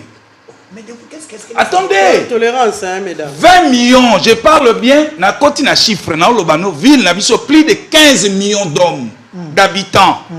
Il faudrait qu'il y ait une police adaptée pour la sécurité y a ba peuple wana. C'est pourquoi il y a un ministre de l'Intérieur. Voilà, non, ozo comme si Tolérance. attendez, nazo Tolérance, kende tina comme si Alors, démontrer ouais. bino. Parce que c'est ça le Écrivez, débat écrivez. aujourd'hui. Prenez votre Parce que temps. c'est ça le débat. Au lieu de ya katoba na dénoncer, bakati machette à gauche, kuna ba beti mutu masasi, kuna ba enlever. Non, on est des acteurs politiques.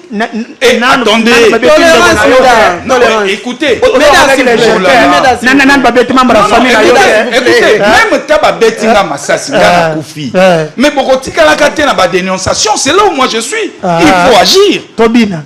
Non, il faut agir. Pour agir, il faut député, élu dans l'Assemblée nationale, qu'ils tiennent le gouvernement à l'œil par rapport à la question. Si notre bando salaga na individu ou accusé de l'incompétence accueilli, basu médaire batie wana, au rotongandaku, au repère sa solution na crise sécuritaire. D'où pour que cette solution et que comment cette question trouve la solution, moi je rejette la balle à l'Assemblée nationale. Bakoka ko élaborer biso ba recommandation claire et nette à l'endroit du gouvernement. Et les gouvernements sont tous dans un cadre gouvernemental, bako s'apaisantir na yango. Quels sont ces moyens par exemple? Je vais vous dire, aujourd'hui, nous avons besoin d'une police capable et adaptée na ko contenir paix, ko sécuriser les plus de 15 millions d'habitants. Alors, tokozo bango ndengeni. Mamelo, c'est depuis 2013 que la police a sa recrutement. Combien d'années passées? Et les lots, ce que taille à la police, ils ont répondre à nos besoins. Raison pour laquelle les hommes ont multiplié, et aujourd'hui nous comptons plus de 1200 souciats, 1220 souciats dans la ville de Kinshasa, mais efficacité morisate. C'est là où doit être les débats. Responsabilité, c'est le gouvernement. Ministre d'abord, c'est le gouvernement. Parce que le gouvernement a qu'à définir politique, on a qu'à moyen à retirer pas un ministre sectoriel. Sans les moyens, le ministre ne pourra rien faire. C'est là où il y a les débats. Les débats, il fait ça situer à un niveau. Et non, tu es dans le plateau, qu'on a bakati maman matembele loboko, qu'on a salibo, dénonciation, tiwapi. Alors que criminalité est zokomata. Alors que banditisme est zokomata. C'est là où ma démarche est mal comprise par mes compatriotes ici. Mais dans le lobby, on a babomi de kono. Na ebise que ngamo ko soki babomi nga boko crier. Même bazuyo medar aujourd'hui, ba tcheo wano remplacer Chabani ou Moussa. Conséquence ces années ko comme na banda ko belé, mais on ko résoudre les solutions des problèmes té. Qui t'a dit ça? Mais écoutez, c'est par quelle magie? À moins que vous avez un sorcier ou comment on a appelé ça, tout doit être réglementé, tout doit être planifié. Et ici, moi, je plaide pour une police adaptée. Et quand je fais cette plaidoyer, pour moi, je ne vois pas les ministres sectoriels, pour moi, je vois la chef du gouvernement. Parce qu'il y a à côté, il y a des moyens en place, et ils vont donner des assignations claires aux ministres sectoriels, et ces ministres vont maintenant mettre en musique, c'est là. Au cas où, assignation va passer qui est dans le gouvernement avec tous les moyens, Azali à leur terre. Voilà, motion de défiance qui sera même nourrie et motivée. Mais aujourd'hui, vous avez une motion de défiance qui n'est pas motivée, qui n'est pas nourrie, mal ficelée. Raison pour laquelle on dit que Bazo quoi visé, Bazo visé individu, Bazo lou la kiti. Mais bah repère sa solution. Yo moko tiko tuna oyebisiango Clément Moussa tout à l'heure que même ta lobitoloba kimbuta kende, kimbuta kei lelo tozana oyo, on peut avancer. Et donc na côté le mela Moussa ba député les bureaux ezali bureau y Assemblée nationale. Ceux qui ba député ba monique bureau par exemple à combien mèche avec les visés, ils n'ont qu'à se rebattre au règlement d'ordre intérieur. Battant à la disposition na yango. Si ils doivent réquiser les bureaux, c'est leur droit. Et c'est un exercice na bango. Mais moi je ne voudrais pas ici que Totikala n'ait émotion, il y a des dénonciations. On est des leaders d'opinion, on est des acteurs politiques, et un acteur politique va y baquer sur fond de propositions.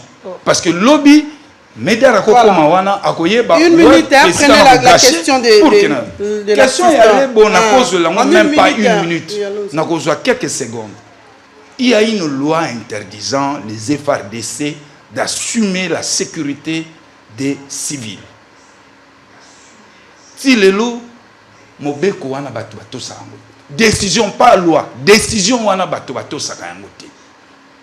Il y a des FARDC, des JR, au bakoma okendo tika na bana na classe. Bakoma okende ko accompagner na maman na wenze na ba vice maman. O e comme lirebo. Yango tozo décrier. Na kosengo be na ministre ya défense a rappelé à l'ordre batonae ba mapinga na o yazoko kamba. Ponangai FARDC que ça soit JR et autres bazali trop précieux pour nabiso. Bakoki ko yate na katikati ya balabala boye ba accompagner ngai Claude Ngoma. Non. Même certains dignitaires qui se font accompagner avec les FARDC. Pourquoi ne pas prendre la police? Parce qu'il y a une division au sein de la police chargée, il y a rapprochement, puis il y a sécurité, il y a personnel. Et donc, moi, sur cette question, Nazoko Senga, humblement, la ministre ya défense, a rappelé Batunaïa troupe, et s'il faudra sanctionner, à sanctionner. Voilà, merci beaucoup. Merci Claude Ngoma. Moussa Kaïmbe, vous avez la parole. Vous allez prendre la parole par rapport à Sekadi Ngoma et sur la situation de l'artiste. Non, rien d'intéressant dans Magamon Ngoma Lobby, donc je ne vais même pas m'attarder. Ngoma parle de fonds, il faut opérer ça solo dans la police. Je vais lire quelque chose. Jacques Chabani a trouvé une police sans moyens adéquats. Il a porté la loi de programmation promulguée par les chefs de l'État, consacrant ainsi un budget historique de 500 millions de dollars pour permettre à la police nationale congolaise d'avoir un niveau optimal. Maman, temps exceptionnel, mesure exceptionnelle. C'est un temps exceptionnel pour tout le monde, sans exception. Je fais deux propositions. La première proposition par rapport à temps exceptionnel au Tozanango. Et que la mesure exceptionnelle est cause. Na epi kenga ba to balanda ngai. Surtout on a débat au Tozo solo là. Sur les institutions dans l'Arabiso na ba thème yabo, eza ANER, eza police, eza armée. Il faut un déploiement renforcé en matériel et en hommes dans la police. Contrairement à ce que notre ami a dit, il a parlé de 5000 hommes. Je ne pense pas, selon les statistiques, nous nageons entre 18 000 et 25 000 policiers dans la ville de Kinshasa. On reconnaît par rapport à Onyo Sotomonake, effectif faisait assez. Mais ça ne peut jamais être 5 000. Diviser les 5 000 par 4 districts, vous allez voir que c'est impossible. Parce que si tout ça, la marche, tout le monde aura quand même un nombre de policiers. Et tout le monde aura makolopo. Il y a un conseiller ministre, Atambola na makolote. Muto Atambola na makolote a rolo tambomote. Biso ba Atambola na makolote to rolo tambo. To yebi ba souciat ba biloko wana place ezali. Donc nazo senga na baso bazana passerelle ya pouvoir. Ba yokanga na point haut. Basala déploiement moko renforcé. Il y a police en matériel et puis en homme. 2. Dans on est traversé, il faut une patrouille mixte. Police nationale, armée. Baza batamaele. Tant que l'obéla gaba policier, baza ba insolent, ba policier, baza indiscipliné, c'est pas tous les policiers. La police aux homona est un cadre intellectuel d'un niveau exceptionnel. L'obiso qui biso to gagner pouvoir, tout ça la police m'so to za la. Les formations, on en a besoin, mais il y a urgence. C'est comme ça que moi je suis dans les deux propositions. Ce qui va ressortir le recrutement, mais maintenant là, il faut des mesures exceptionnelles. Et parmi les mesures exceptionnelles que moi je propose, patrouille mixte armée. C'était au Vendaboué 2 jours, 3 jours qui couvre fait dans la ville de Kinshasa. Avec tous les dégâts autour de Zaranango, par expérience de Tokoli na Kinshasa. Donc, Bakonzio yo, bazan à moi passerelle y a pouvoir. Ba mekakoyo kaba analyser ba proposition na biso to na biso ka ba citoyen landa to monaka mettez-moi le barapeka oya moni ou bien yoki tozo vivre yango na makila a exemple batumsu balala na 20e niveau mais ça na Kinshasa ça na bato on a mon immeuble à 20 niveaux te bato bazo souffrir ndenge ko na ngai kan kolonga lobi souffrance ezali. Les moyens ne sont pas là. Je comprends mon frère des nouvelles élan. C'est-à-dire qu'il n'a pas encore tout maîtrisé au niveau et si un budget, il y a pouvoir pour les pouvoirs. Les pouvoirs doivent servir le peuple. Et il y a urgence. Au moment où nous sommes dans le Parlement, on a bougé, on a lobby, parce qu'il y a urgence. Et les mesures urgentes doivent être prises. Tous sont très au sérieux, Makambo. Alors, lorsque je suis d'accord qu'il parle de la police adaptée, pour qu'on parle d'une police adaptée, il faut une formation. Ça, ce sont des insuffisances que nous avons au sein de notre police. Police oyo batu basomba teni, police oyo batu bazana ba carte té, il y a même ba carte ya musala. Ezate, police oyo batu basomba sokoto, tout ça tozo mona yango pe tozo dénoncer pour que ba kanga, ba filière wana ezalaka ke et lamba ya l'état, batu mo oyo bazana circuit na bango batekaka. Ba kanga yango parce qu'il y a des gens qui travaillent sur ça. Ba kanga batu oyo bazana circuit bango batekaka ba sokoto. Vous imaginez que les policiers sont sol. C'est-à-dire que bolongo lié ba charge nyonso o etikali wana yazu yango fa longola sous 50 000 poisson ba sapat. Et tant ozoka ke mboka lokola République démocratique du Congo o ezo yamba ba migrants policiers sont ba sokoto. C'est très grave. Ba mo kutu bataille de pesa balobi wana baza ba investisseur. Babi wana baza ba investisseur.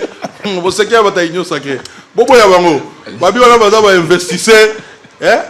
Vous voyez, tout ça va dans tout ça donc, mes deux propositions, en tout cas, ceux qui ont la passerelle du pouvoir, la population a besoin de la sécurité. C'est notre police. Toko finga été, toko critiquer. Mais critique on est porté, bah oui. On ne vient pas ici pour faire les débats sur les individus.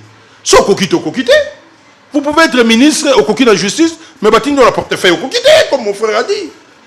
Vous pouvez être conseiller principal, il y a Moutoumoko et Likolo. Mais Batindi Ozala, ministre intérieur, pour aujourd'hui, là, en tout cas, mon frère a quitté la sécurité à la ville de Kinshasa. La sécurité, c'est tous les jours. Et tout le temps, il n'y a pas de mesures. Tout le temps, il y a sécurité. Les criminels se multiplient. Les criminels se multiplient.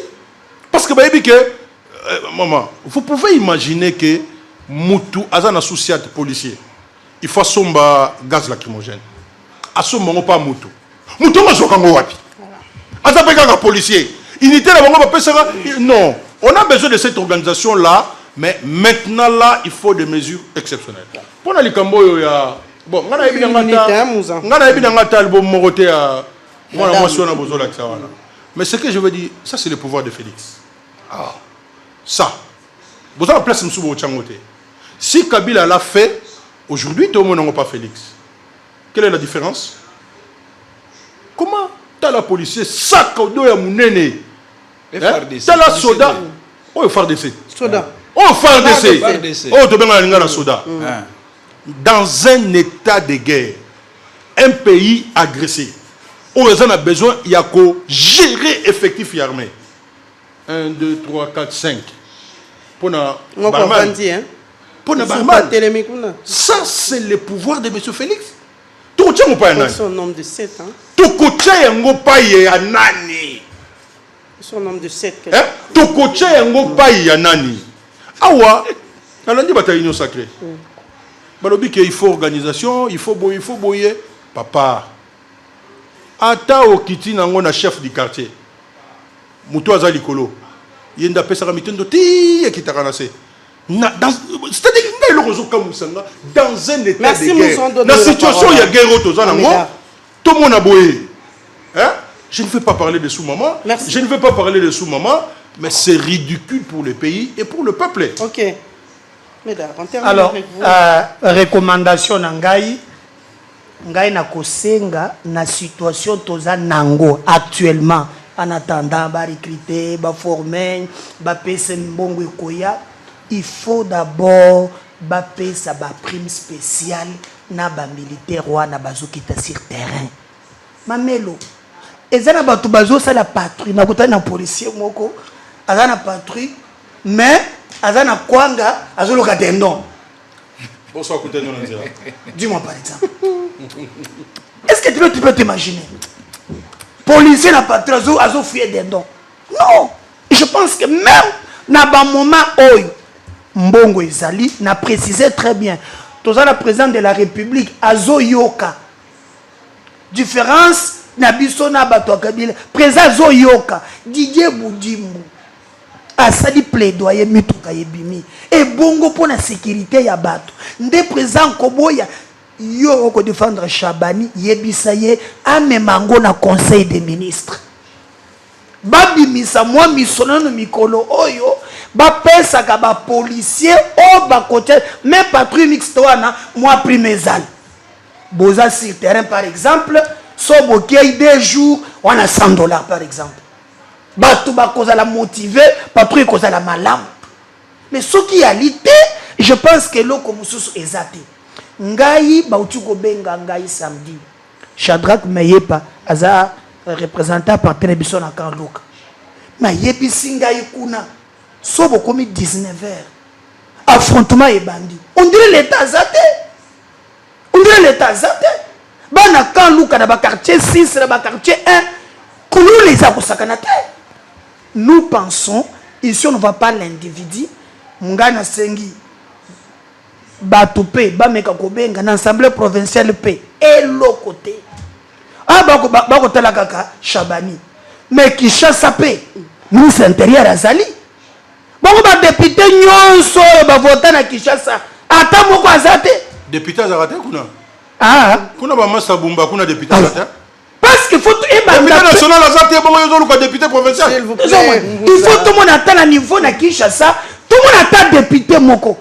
Nonga na zelia parce que insécurité za ba commune ma mère lobi na commune na yemi to ba policier ezali mais côté nanga ezate na ba rumbu ezate na lingwala ezate tout le monde attend ko sala biso très bien eza pasi mais makambo yo nga na mona ki yango na biso na zala ki na zando na moninga moko malien Traoré comme merveille atambolaka na ba militaire akonyokola ba congolais muto kutuna likambo azate eza grave mais makambo ya nani ya mwana artiste rebo na yebite ngai na tambola na bamboka nazo yeba te soki osoyoka par exemple na Paris wana musicien abimi Macron le haut sommet na yebi soki ezalaka muza yo so bimi pe mwandamo Ogatana na États-Unis